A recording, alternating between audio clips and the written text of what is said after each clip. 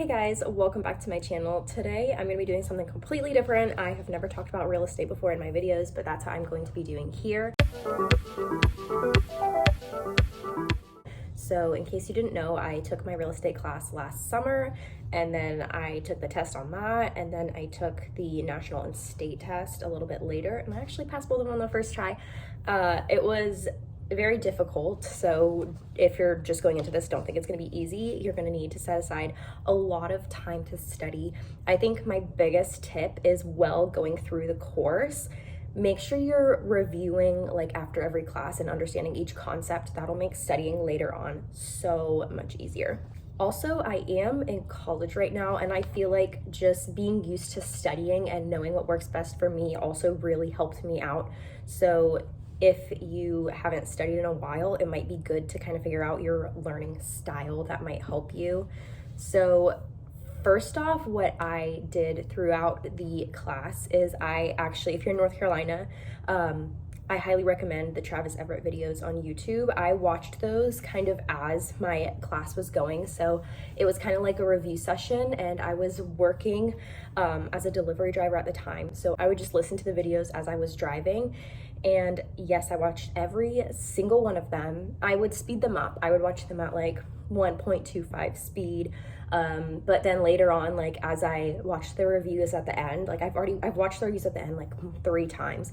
So in the second and third time, I just did like 1.5 speed, like faster speeds, just to get it faster. Make sure you know and are familiar with like kind of everything that's going on in those videos.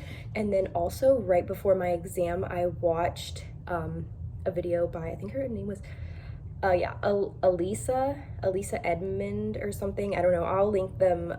I'll link their 2 channels below, but that was super helpful. And some of the stuff that she said on her review were actually like kind of in my test, like those topics. So I'm really glad that I watched those, because some of the stuff because there is so much information that there's no way you can know it all. And some of the information I literally learned the day of my test. So I'm really glad that I watched that one. With my class, they gave us slides. So that was pretty much our notes for the class, were the slides. If you don't have slides, definitely take notes and review all of the notes like as you go along, but then also before your test, review all of them. And what I did is before my test, I went through all of the slides, and everything that I didn't know, I took a screenshot of that and put it in a separate document so that I can review that later, and so that I'm not wasting my time reviewing stuff that I already know. Review the Travis Everette videos after. He has special review videos, but also keep in mind that some of the stuff is out of date. So I know the thing about it used to be like 3 years to do your post licensing, and now it's 18 months. So just like little things like that, make sure you know some of the stuff might be wrong. And if you're not in North Carolina, I'm sure there's other people in different states. Like comment below if you know of someone in a different state who does the review video type of things, because they are super helpful, but I have no idea who does them except for the people in North Carolina. That's pretty much what I did to study. And I also did some math. I used Travis's math review videos. I feel like the math review would be pretty similar. Honestly, like the Travis videos, the national should be the same for everyone, and the math should be like the same or very similar for everyone. When you are review the math. I did that a couple of times. I basically forgot everything because I was in Hawaii for a month, and so I wasn't able to take my test yet, and I had to wait till I came back. So I pretty much forgot everything, and then I had to like re-jog it in my memory. And so I like reviewed the math the first time, and I basically didn't know how to do any of it. And I was like, oh yeah. And then I went through it the next day, and I tried to do it myself, and I like couldn't quite remember how to do it. And then I watched the video again, and then the third time I went through, and I like pretty much knew how to do all of those. It was the same questions, but I pretty much knew how to do all of them. And then like watch the video again. So just keep watching the stuff until you know it. I feel like I knew like 90% of the information in there, and also some of the questions on the test can be kind of tricky, and I'll get into some of the questions in a second. I don't have the exact questions, but just kind of what they're about. But some of them can be kind of tricky, so you can go in there like thinking you really know a lot, but then the way that the questions are worded can be a little tricky. I personally found that my class test was a lot harder than the state and national test, just like the way that it was worded. And it had that kind of weird, like, is which one, like the first one's true and the second one's not, or both are, or neither. And it was just like you had to know 2 statements in order to answer the 1 question. So that was kind of difficult, but that was in my class test. And the thing about the class tests is they're kind of supposed to be harder. They don't want you passing your class test and not being able to pass the like state and national test. So I guess it kind of makes sense. Some stuff that I found very popular on my test is I got 3 questions about blockbusting and steering, and that is a very simple concept. And blockbusting and steering, the way to remember it is BS, blockbusting, selling, steering, buying. And I just feel like that was just kind of a fairly simple thing, but also the way that they would word the questions is it would be kind of like tricky to know if it's a buyer, like buying or selling, but it's not a hard like thing to remember. And I also had 3 questions about discount points. So make sure you know what a discount point is and how to calculate that. And that's like fairly simple, honestly. I had 1 question on the acceptance of contracts, so make sure you know when a contract is accepted. Also, I had a question about due diligence. It was something, I don't even remember what it was, but it was something about like if they could still back out, but it wasn't like a completely straightforward question, so I kind of guessed on that. But if you really feel like you know everything about due diligence and the period and stuff, then you should be good. Also, I had a question on the RPODs and MOG, mineral oil gas rights. There was also a question that had to do with you needed to know about the 14-day grace period for closing, which I literally didn't know about until I watched that video like right before my test. And you also need to know when closing is. I had a question about that, like the settlement and recordation of closing, that's when closing is.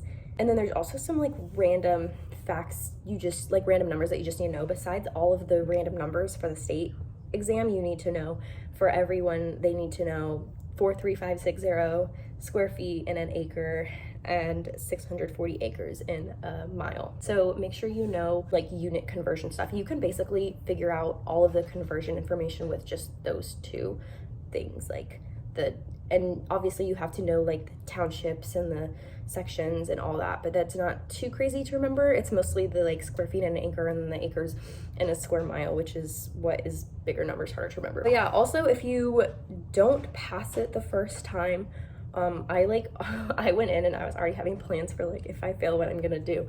But if you don't pass it the first time, then I would recommend changing up your study method.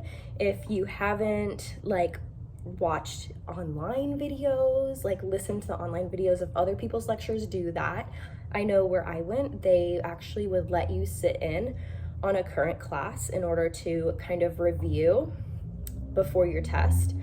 And also when at the end of the course, like while you're studying for the exam on the exam review videos and stuff, if there's a concept that you don't completely understand, go back to the longer video that talks about that in depth and rewatch that entire thing just to make sure you understand it. So yeah, I'm trying to make sure I'm not forgetting anything. I was about to start editing this video and then I realized I completely forgot to mention Prep Agent and like study materials. So I used Prep Agent to kind of like understand the material better and practice in the testing situations. And I've also heard there's like other ones that are good. There's like the PSI, which is, people say it's closer to the test, but obviously it won't be the actual test questions because people don't have access to those.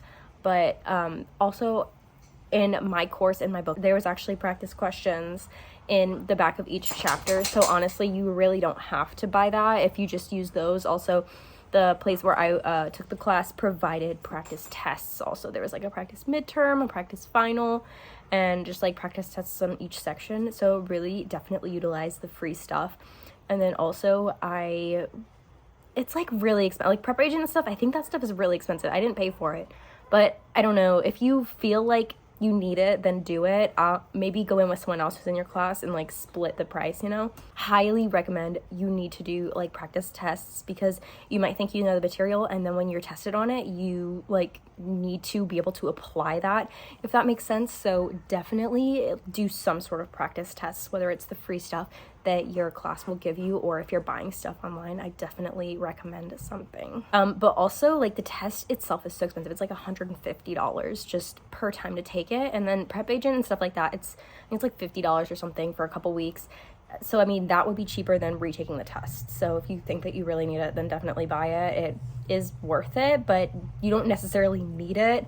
There's a lot of free resources. Also, I heard that the free resources from Prep Agent are really good.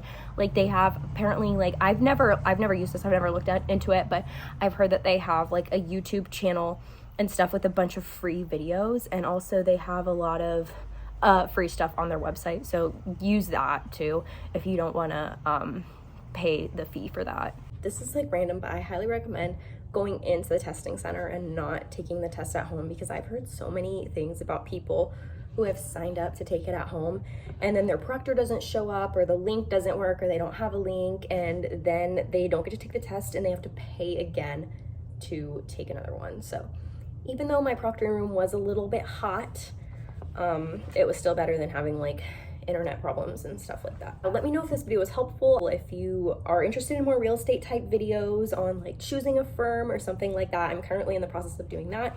I think I know who I'm gonna go with, but we'll have to see. So yeah, let me know if you want more real estate videos, or if I'm forgetting anything, or if there was anything that helps you specifically pass the test. Leave it below in the comments for everyone else to help them out. So yeah, thanks for watching. Bye guys.